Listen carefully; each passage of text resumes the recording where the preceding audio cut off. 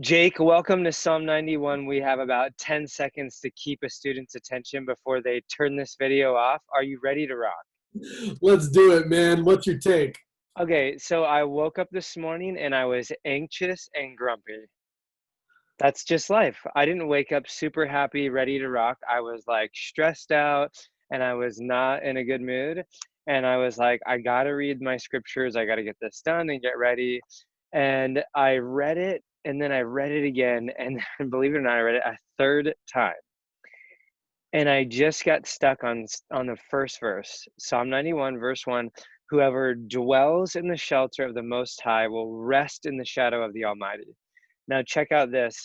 And I encourage students, you have to understand the language of the scriptures to understand the scriptures. That requires hard work. We have to press in to get it. When the man who's buys the field to find the treasure, he has to sell everything he has to afford the field to get the treasure. I don't remember where that is. It's in the New Testament. Jesus says it. It's really helpful. He has to sell everything he has. That's a lot. That takes a lot of effort and work. So you can go into blueletterbible.org and type in a few words to figure out what they mean so you can get some life from the scriptures. Whoever dwells, this word is yasab. It means to inhabit, dwell, live, stay, to be in a place for any period of time, usually implying a longer amount of time. It can mean to settle, and I thought this was fascinating, cause to dwell and so live in a place of certain sets of relationships. So relationship is involved with dwelling. And it's even used, this same word in the scriptures can be translated to marry, to join in marriage relation or covenant with a spouse. That's used in Ezra and Nehemiah and other places. So to dwell in the shelter, this is our choice. Jesus says in John 15, we just looked at, remain in me or stay in me, dwell with me.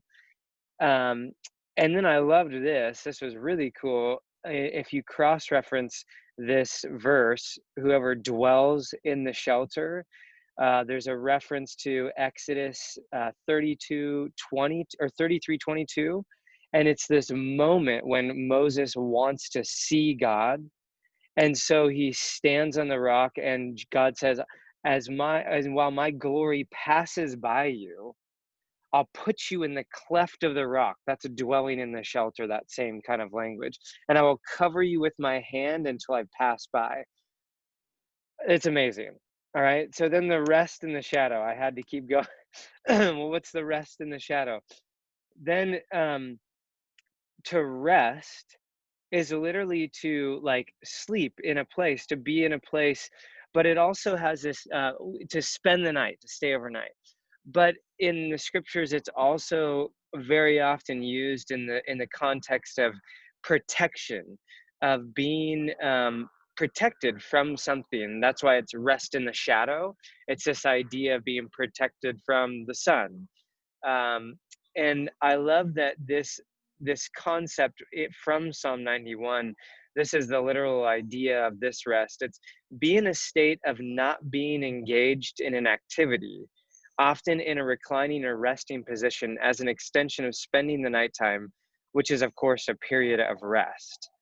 So dwell in the shelter of the Most High. You'll rest in protection. You will be not engaged in other activities. So we have to choose to dwell in his protection, his shelter. We'll receive rest. And then what happens? I jumped all the way to 14. What's the outcome of this? Because he loves me, says the Lord, I will rescue him. I will protect him, for he acknowledged my name. He will call on me and I will answer to him. I will be with him in trouble. I will deliver him and honor him. With a long life, I will satisfy him and show him my salvation. When we choose to dwell in the shelter, will rest in the shadow of God, then he will love me and he'll rescue me and he'll protect me and he'll acknowledge my name. He will call on me and he will answer. He'll answer. I'll call on him. He'll answer. He'll be there in a time of trouble. He'll deliver me. He'll honor me with long life and he'll satisfy me and show me his salvation. That was encouraging when I woke up anxious and grumpy.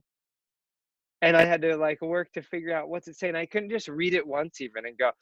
I read it once and was like, I don't know, great. Like Psalm 91, I'm reading these words. I read it in the message and then in the ESV, and like the language is so different. I'm like, I'm still not grumpy. I had to like actually dig in. Dude, There you that's go. man. I love that. So my morning was very different than yours. And I just woke up, and I definitely have mornings like that. This morning, I just kind of woke up, and this morning, instead of like getting up and getting going first, I just kind of grabbed my phone and just read the psalm while I was still in bed. And I just really appreciated it. I've actually really liked this psalm for a long time.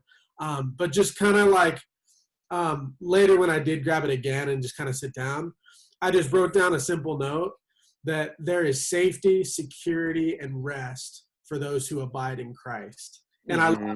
that's exactly what you just communicated and kind of broke down for us. And so I think that you nailed that, and I don't have to rehash all of that, but I just am so thankful and appreciative that as a follower of Jesus, there's real safety, there's Hmm.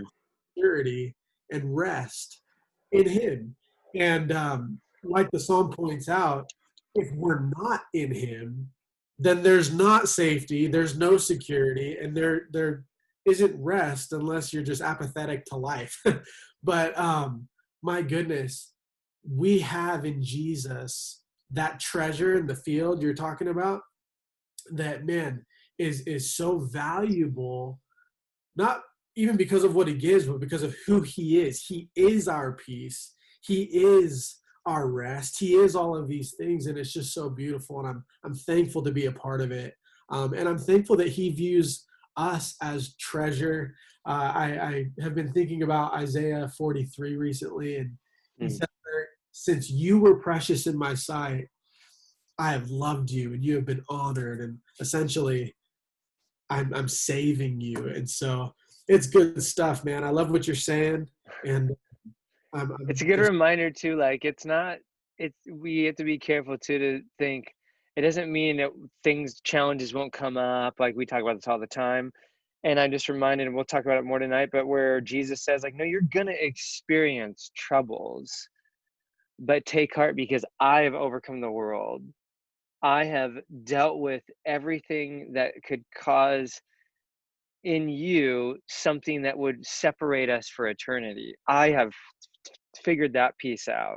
yeah, So you're still going to struggle and life is going to have challenges, but I have solved the ultimate equation of you and me together forever in eternity with no pain and suffering. So keep going, you know?